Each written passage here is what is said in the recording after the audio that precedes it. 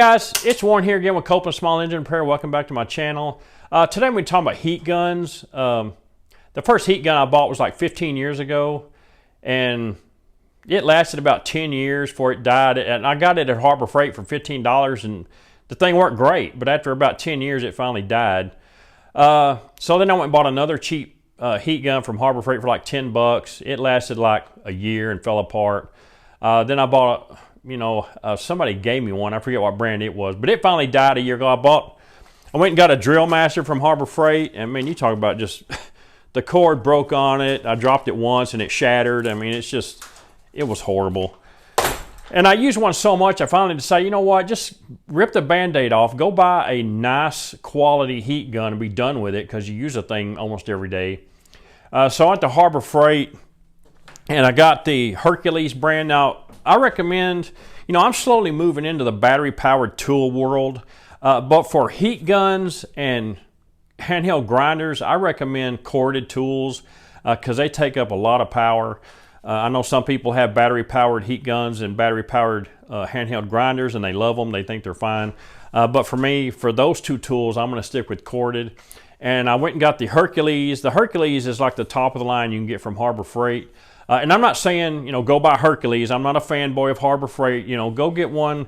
If you use a heat gun on a regular basis at your job, whatever you do, if you use it a lot, go get a decent quality heat gun. Get it from Milwaukee or DeWalt or Craftsman or Ryobi, wherever you like to buy tools.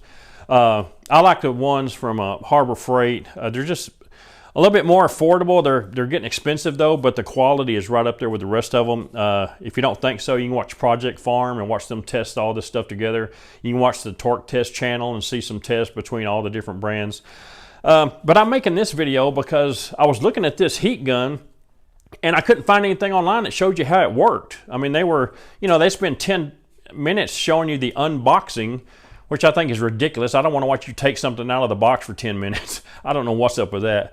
But I'm just making this video, so if you're thinking about buying a heat gun and you are thinking about going to Harbor Freight, I'm just going to show you how this thing works.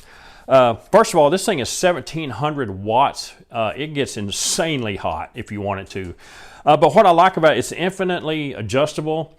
If you look back here, this is the on-off switch. You turn it on. These two buttons in the center are the fan speed. See the little blocks going up? So you can control the fan speed separate from the heat. These two outside on the bottom, that's your temperature control. And what I like about these is you can just hold them down and the thing will just take off scrolling till you get to where you want it.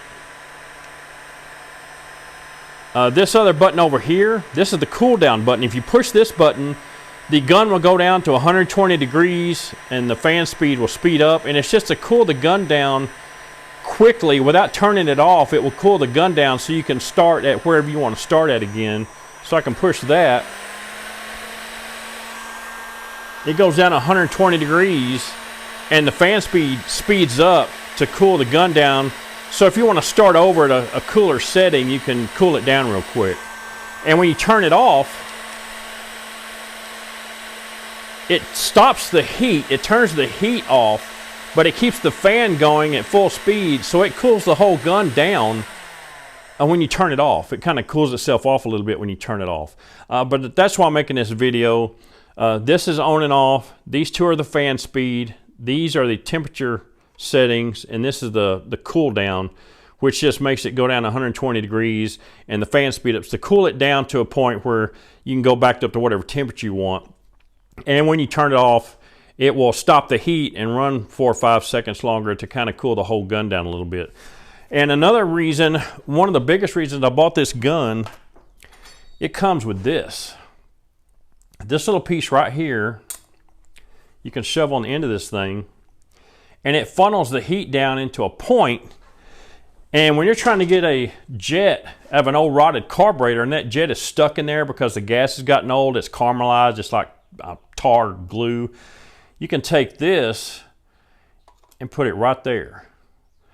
And you can get that jet hot real quick without getting the whole thing hot, especially on carburetors that have these little plastic towers. One of these is broke off. This is just an old junk carburetor.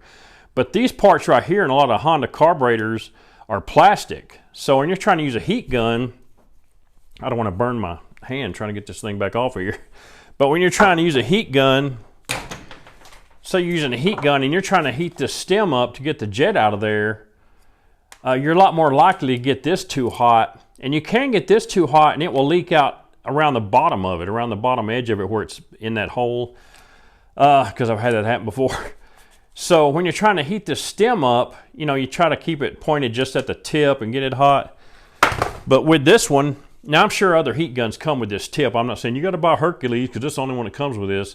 But when you have a heat gun that has this tip on it, you can put it right there and instantly heat up just the jet and this stem without getting everything else hot as hell.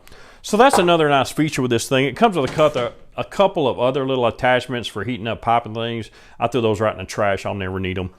But if you use a heat gun every day, you may have a $10 heat gun that you've had for 10 years and works great. Well, just keep it. Just keep using it.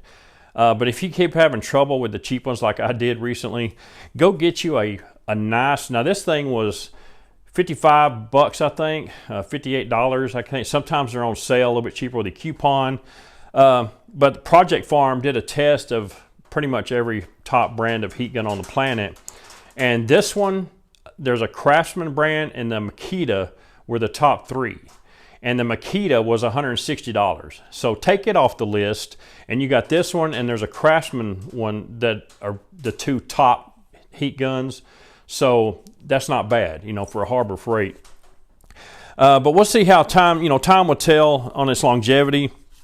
But this thing gets stupid hot. I mean, it gets, what I like is the infinite adjustment of the fan and the heat, because you don't have to turn it up to its hottest temperature to do everything. A lot of times you can get a jet out just, you know, going up halfway. You just get the jet warm and it come out a lot easier than trying to just force it out. But anyway, that's my video for today on that. Just get you a decent heat gun if you use one every day. I've got to get some stuff done. I've got somebody on their way to drop off a zero turn and a bunch of other crap, so I got to get ready for him to get here. So I'll catch y'all later. Thanks for watching.